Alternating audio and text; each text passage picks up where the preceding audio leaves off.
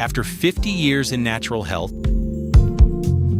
I'm Dr. Howard Pallay, and I'll show you how to get healthy and stay healthy naturally.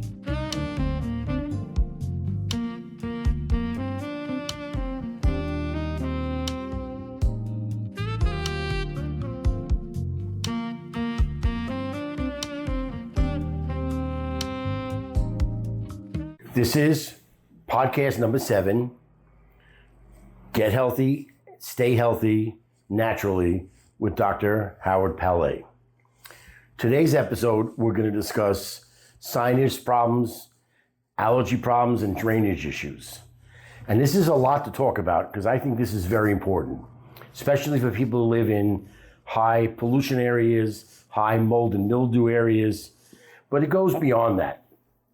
I want to explain a little bit. It's something that's very important. People know what the circulatory system is, okay? You have a heart.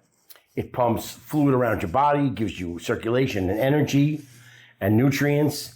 But people don't know that at the end of the circulation, before it comes back in the vein, are little tiny capillaries. Well, the capillaries, as tiny as they are still something like 50 times bigger than the actual cells. So every cell in your body does not get nutrition from the circulatory system and the capillaries. In actuality, that's like the express train, okay? It only stops at the major stops, at the big cities. The lymphatic system is the local train. It stops at every stop. It stops at every cell. Every cell is bathed by fluids that come from the lymphatic system. A way to understand this better is that elderly people who are in the hospital too long, they get these things called bed sores. Now they put sheepskin and they have pressure changes in the beds because you've got to get the circulation stimulated because the lymphatic system does not have a heart that pumps it. It's actually moved by the movement of your body, by the muscle movement, by you moving around. And then there's check valves in the lymphatic system so the fluid doesn't go back. Okay, and some varicose veins are not even just veins, some of them lymphatic veins that are returning fluid, and the fluid just sits there because they're not moving enough as they get older, so the fluid doesn't get returned back and eventually got dumped into the greater lymphatic vein and then into the circulatory system because there is obviously a relationship. So every cell is bathed and gets nutrition from the lymphatic system. More importantly, the sinuses are the head portion of the lymphatic system. And they act as a fluid system movement between the brain and the circulatory system and the lymphatic system, and also as a barrier for infection. And the more pollution that you're exposed to, the more toxic things your sinuses have to filter out, and they get overwhelmed and they breed infections. And here, we're going to go and talk about a very funny little story that'll give you a better understanding. Do people know what a beaver is and what it does? Well, beavers go to a new river. They leave from another river or stream or pond. Maybe they leave their family and they get married and they go out to raise their own family. Well, they don't get married, but they pair up with another beaver, male and female, and they find another stream, which is very fast-flowing fluid, and they want to slow it down. So they go build a beaver dam. They build a beaver dam, and then they build a house. Their houses are very cool because it sticks up above water a little bit, but they swim in from underneath, and they live up inside there. But they create a little pond or a little slower water. They slow down the stream. And by slowing down the stream, it creates a fishery. Algae grows, other plants grow, slimy things, and little fishies grow. And you know what that is? It's a refrigerator for the beavers, okay? And that's what they want. Well, in the human body, interestingly enough, a lot of serious health problems are caused because of lack of fluid flow. So if you don't drink enough water, you can get urinary tract infections. If you don't drink enough water, you can get upper respiratory infections and sinus problems. So drainage is so important and so critical, and especially involving the sinuses, okay? So people, you gotta drink enough water. If you have a tendency to urinary tract infections, you need to go on acidophilus probiotics, drink more water, and drink some cherry juice. It's very good for the kidneys and the bladder. and for urinary tract infections. But right now, I especially want to talk about sinus and allergy tendencies. Now, it's really a crazy thing, but the medical profession will test people for allergies, and that's fine.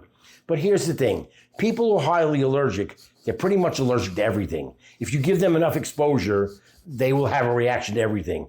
The way I like to explain this is that if you take a control room and you put an allergic person and a non-allergic person in, and you put a little bit of pollen and dust and allergic things in there, the allergic person is going to start having a breathing problem. They're going to be coughing, they're going to be sneezing. The non-allergic person won't notice much. You put a moderate amount of allergens into the room, and the non-allergic person is going, I don't know what's going on. I think I'm sick, okay? The allergic person is going to start having some serious problems. They're not feeling well. They can't breathe well. They're stuffed up, and they're not feeling well. If you put a lot of allergens into the room, the allergic person is going to get very sick and begin to go into anaphylactic shock, okay? The non-allergic person is going like, oh, I got a really bad cold or flu, whatever. And it's just exposure to pollen and toxins and polluted air and polluted water, like we've been talking about over and over again, okay? So in drainage, we must have these drained. Nobody gets repeated ear infections because they're constantly exposed to an infection, okay? You can get an infection from somebody else, but like I had a case once where this young kid had 12 different tubes put in his ears, 12 different times. And the father was a patient of mine and said, Doc, my son's a teenager and my ex-wife wants my son to get another tube put in his ear for the 12th time. Can you help? I said, sure, I can help a lot. He says, well, would you mind calling my ex-wife? Well, that was the last time I ever called somebody who didn't call me first. I don't mind calling people back, but I'm never going to be the first one. I get on the phone with this woman. I go, hi, this is Dr. Pallay. Your ex-husband is a patient of mine. He's concerned about your son, and he wanted me to talk to you about what I could do to help your son. I understand you getting ready to have him get another tube put in his ear for the 12th time. And she says to me, well, I'm really not interested in what you have to say. My doctor promised me that he's going to cure it this time. And she was very rude, and it was really mean. And this is like 35 years later, and I will never forget this whole situation. Think about what happened. What do you think? She took her son to the doctor. He put tubes in the ear for the 12th time. And those of you who don't know, if you do the same thing over and over again and expect a different result, that's called stupid, okay? So what do you think happened? It didn't work. He got infections again. And one day, she drove her son to my office, gave him a check. He came inside. She never came into my office. I treated him for about 6 weeks. He never had a problem again because he had a drainage issue. It's not always an infection problem. It's a drainage problem. Sometimes you do have to treat the infection temporarily, but in the long term, you don't need another antibiotic. You're not antibiotic deficient. You need this antibiotic. Try this one, try this one, try this one, try this one. It's a drainage problem. The kid had a drainage problem, okay? He had a problem with the sinuses, and when kids are younger, they have very narrow drainage tubes behind the ears going from the back of the eustachian tube, and they get clogged, and that breeds an infection like the beaver building the beaver dam and creating a little fishery and algae, which we don't want in our body. For the beaver, that's fine. We're not beavers, and we don't want a slowed down flow causing sinus infections, chronic sinus infections, chronic ear infections, okay? All of these things may be temporarily an infection, and by the way, they're usually a viral infection, so the appropriate treatment is not antibiotics. Do you know what antibiotics do? They kill the secondary bacterial infections when you created the swamp effect in here or in urinary tract infections. You're not treating the original problem because, again, it's a drainage problem. So how do you fix the drainage problem? How do you treat viral infections, for that matter? And I'm going to tell you the secret. It's vitamin C and zinc and lemon water. So you squeeze a half of lemon water because it stimulates drainage and flow. okay? You take a little bit of zinc. I prefer chewable zinc. You can also get dissolvable lozenges and Zicam spray, but any kind of zinc is fine, but really chewables work better. And chewable vitamin C. I want the vitamin C up in here. I don't want it in your stomach. I don't want it in your kidneys causing kidney stones. I don't need massive amounts of it. You take a chewable vitamin C, one in each cheek, a zinc under the tongue, and you do the C 3 or 4 times a day in the acute phase, and then gradually cut it back. Usually 1 zinc a day is enough. Maybe in the acute phase for 3 days, you could do 2 chewable zincs. You let it dissolve under your tongue. You let the zincs dissolve, the chewable C's dissolve in your cheeks for a few minutes. Then you chew it all up. You avoid milk and dairy temporarily because we don't want to create more mucus, okay? You treat this as a drainage issue. And by the way, I do physical drainage, which I'm not going to do for you through the internet. But you could do some massage. There are sinuses here, here, and here. And you could do drainage. It's also good to stimulate drainage here, not too aggressively. And these are the things we do. You also need aerobic exercise.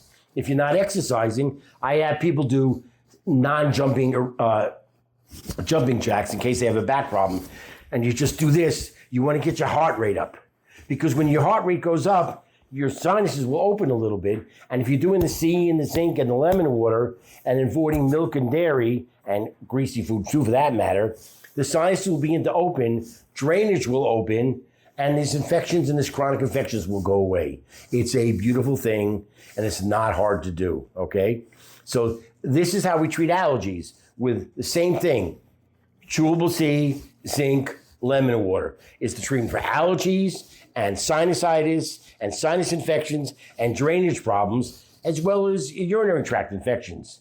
It's very simple and it works. You do have to give it a few days. It takes a little time. If you're in an acute infection, you might need to go on antibiotic therapy, but I got news for you. There's other ways to treat viral infections anyway.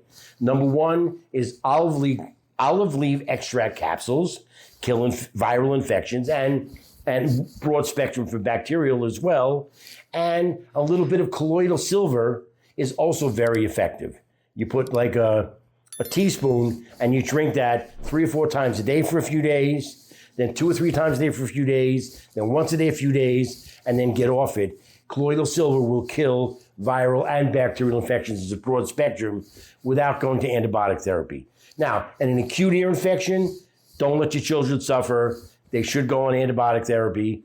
But in the long term, you got to change how they eat, and you got to change their supplementation like I'm describing to you. If you enjoyed this podcast, please subscribe for more. Please visit my website, gethealthystayhealthynaturally.com for more info and to directly order my favorite nutritional supplements and treatment protocols with a nice discount and free shipping too.